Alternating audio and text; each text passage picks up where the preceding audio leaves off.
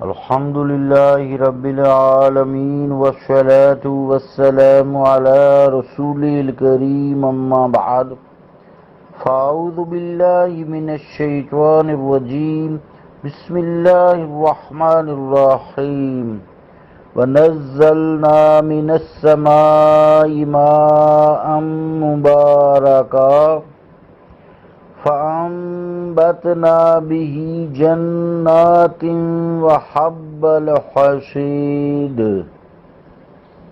والنخل باسقات لها طلع نضيد رزقا للعباد وأحيينا به بلدة ميتا كذلك الخروج صدق اللہ العظیم۔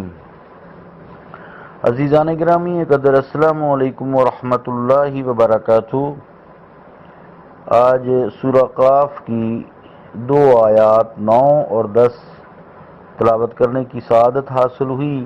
ان آیات کا ترجمہ یوں ہے: اور ہم نے اتارا آسمان سے برکت والا پانی، پس ہم نے اگائے اس سے باغات اور اناج جس کا کھیت کاٹا جاتا ہے، اور کھجور کے لمبے لمبے درخت جس کے گچھے پھل سے گندے ہوتے ہیں، بندوں کی روزی کے لیے۔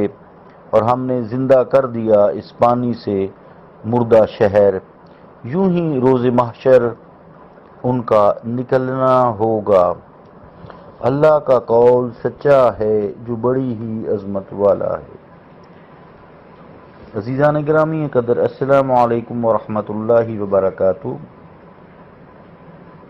اس آیت میں جو عربی کے الفاظ ہیں قرآن مجید کے ماء مبارکہ، تو اس سے مراد ایسا پانی ہے جس کے بے شمار فائدے ہیں۔ پھر آخر میں جو آیت کیا حب الحصید، تو یہاں حب کو حصید کی طرف مضاف کیا گیا ہے، منسوب کیا گیا ہے، جبکہ حب عام ہے، دانہ جسے کہتے ہیں، اور حصید خاص ہے۔ دانہ تو کسی کا بھی ہو جاتا ہے نا، تو حصید وہ چیز جو کاٹی جاتی ہے۔ اسی طرح جیسے حق الیقین میں عام کو خاص کی طرف منسوب کیا گیا ہے۔ اس سے مراد، حب سے مراد وہ دانہ ہے جسے کاٹا جاتا ہے، جیسے گندم ہے نا، دانہ کاٹے جانے سے مراد یہ کہ اس کے نیچے سے جو فصل ہے نا وہ کاٹی جاتی ہے، تو اس کو دانہ کاٹا جاتا ہی کہا جاتا ہے۔ تو جیسے گندم کاٹی جاتی ہے، جو کاٹی جاتی ہے، انہیں پہلے کاشت کیا جاتا ہے، جب پک جاتی ہے فصل تو ان کی فصل کو کاٹ کے تو پھر دانے الگ کر لیے جاتے ہیں، پھر اس کو خوراک کے طور پر استعمال کیا جاتا ہے اگلی فصل تک۔ اس لیے یہاں حب کو حصید جو کہ خاص ہے، خاص چیز کو کاٹا جاتا ہے، یہاں اس کی طرف منسوب کر کے یہ خاص کر دیا گیا ہے۔ حب اس کی جمع حبوب ہوتی ہے۔ اس سے مراد جو ہے ہمارا کامل مقصود ہے، مقصد جو کامل ہے اور کمال نفع یہی ہے کہ اسے بویا جائے، جب یہ پک جائے پھر کاٹا جائے، پھر اسے خوراک کے لیے ذخیرہ کیا جائے اور خوراک بنا لیا جائے۔ ایک قول یہ بھی کیا گیا ہے کہ یہاں جو کھیتی ہے نا، کھیتی، اس کا معنی یہ ہوگا کہ اس کھیتی کا دانہ جس کی شان یہ ہے کہ اسے کاٹا جائے، جس طرح گندم، جو وغیرہ وغیرہ۔ اگلی آیت میں جو النخل ہے، النخل ہے، اس کا مطلب ہوتا ہے کھجور، اور باسقات سے مراد ہوتی ہے طویل، لمبی یا پھل کو اٹھانے والی۔ یہ اس وقت بولا جاتا ہے جب بکری حاملہ ہو۔ نخل کو خصوصی طور پر اس لیے ذکر کیا گیا ہے کیونکہ اس کے منافع بہت زیادہ ہیں، کھجور جسے کہتے ہیں، اور یہ بہت بلند ہوتی ہے. کھجور کے درخت دیکھیں نا کتنے بلند ہوتے ہیں. رسول اللہ صلی اللہ علیہ وآلہ وسلم نے فرمایا درختوں میں سے ایک درخت ایسا ہے جس کے پتے نہیں گرتے. اس درخت کی مثال مسلمان جیسی ہے. مجھے بتاؤ وہ کون سا درخت ہے؟ لوگ جنگل کے درختوں کے بارے میں بتانے لگے. رسول اللہ صلی اللہ تعالی علیہ وآلہ وسلم نے فرمایا وہ کھجور کا درخت ہے. الحدیث. اسے امام بخاری رحمۃ اللہ علیہ نے حضرت عبداللہ بن عمر رضی اللہ تعالیٰ عنہ کی حدیث سے بیان کیا ہے.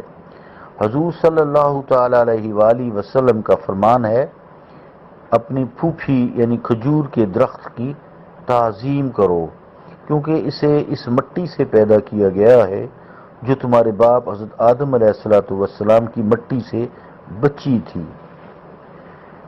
اللہ تعالیٰ کے ہاں اس درخت سے معزز کوئی درخت نہیں. جس درخت کے نیچے حضرت مریم علیہ السلام نے حضرت عیسیٰ علیہ السلام کو جنم دیا تھا. بچہ پیدا کرنے والی عورتوں کو پکی تر کھجوریں کھلاؤ، اگر تر نہ ہو تو خشک کھجوریں کھلاؤ.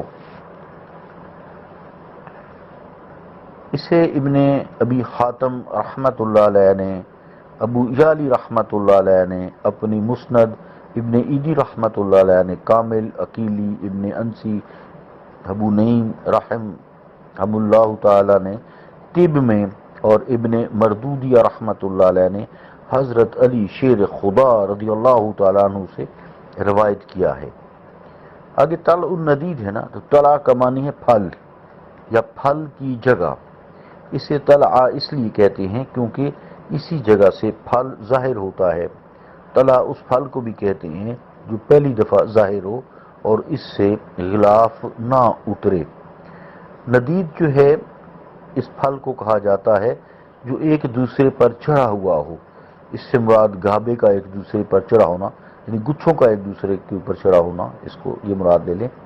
اس میں پھل کا زیادہ ہونا مراد ہے. جیسے انگور دیکھیں نا گچھے کے اوپر گچھا چڑھا ہوتا ہے، اسی طرح کھجور کے گچھوں کے اوپر گچھے چڑھے ہوتے ہیں. تو اس طرح جب پھر سبب پایا جاتا ہے، یہ بلدۃ میتہ جو ہوتا ہے نا، اس سے مراد ہوتا ہے ایسی زمین جو بنجر ہو اور وہاں کوئی پانی نہ ہو، اسے کہتے ہیں بلدۃ میتہ. تو پھر جب بارش ہوتی ہے یہ بنجر زمین اپنی گھاس یا دوسری چیزیں نباتات اگا دیتی ہے. عزیزان گرامی قدر، جس طرح جب سبب پایا جاتا ہے تو زمین سے نباتات اگتی ہیں، اسی طرح مردوں کو قبور سے نکالا جائے گا. یعنی جس طرح بنجر زمین ہوتی ہے، بارشیں ہوتی ہیں، اس سے نباتات اگتی ہیں، اسی طرح بالکل مردوں کو قبور سے نکالا جائے گا، قبروں سے نکالا جائے گا. صحیحین میں حضرت ابو ہریرہ رضی اللہ تعالیٰ عنہ سے مروی ہے کہ رسول اللہ صلی اللہ تعالی علیہ وآلہ وسلم نے فرمایا کہ دو نفخ ہوتا ہے پھونک کے درمیان 40 ہیں. لوگوں نے پوچھا اے ابو ہریرہ یہاں 40 سے مراد 40 دن ہیں؟ حضرت ابو ہریرہ رضی اللہ تعالیٰ عنہ نے کہا میں یہ قول کرنے سے انکار کرتا ہوں. لوگوں نے پوچھا وہ 40 مہینے ہیں؟ آپ نے کہا میں یہ کہنے سے بھی انکار کرتا ہوں. لوگوں نے پوچھا 40 سال ہے؟ حضرت ابو ہریرہ رضی اللہ تعالیٰ عنہ نے کہا میں اس سے بھی انکار کرتا ہوں. پھر اللہ تعالیٰ آسمان سے نزول اجلال فرمائے گا تو لوگ زمین سے یوں نکل پڑیں گے جس طرح نباتات نکلتی ہیں. انسان کا تمام جسم بوسیدہ ہو جائے گا، صرف ایک ہڈی باقی رہے گی جسے عجب الزم کہتے ہیں. قیامت کے دن اسی ہڈی سے اس کا جسم بنایا جائے گا. ابن ابی داؤد رحمۃ اللہ نے اس کی مثل روایت کی ہے. اس میں یہ الفاظ ہیں کہ دونوں سوروں یعنی جو سور پھونکا جائے گا نا سواد سے ہے، ان کے درمیان 40 سال کا فاصلہ ہوگا. ابن ابی حاتم رحمۃ اللہ علیہ نے حضرت ابن عباس رضی اللہ تعالیٰ عنہ سے روایت کیا ہے کہ عرش کے نیچے سے پانی کا ایک نالا دو سور پھونکے جانے کے درمیان بہتا رہے گا. ان دو سوروں کے درمیان مدت 40 سال ہے. تو اس پانی سے ہر بوسیدہ مخلوق زمین سے نکل آئے گی کوئی انسان ہو، پرندہ ہو یا چوپایا ہو، اگر کوئی انسان کے پاس سے گزرے گا تو وہ انہیں پہچان نہیں سکے گا، خواہ زمین میں پہلے انہیں پہچانتا ہی ہو۔ پھر اللہ تعالیٰ روحوں کو ان کی طرف بھیجے گا، انہیں جسموں کے ساتھ ملا دیا جائے گا۔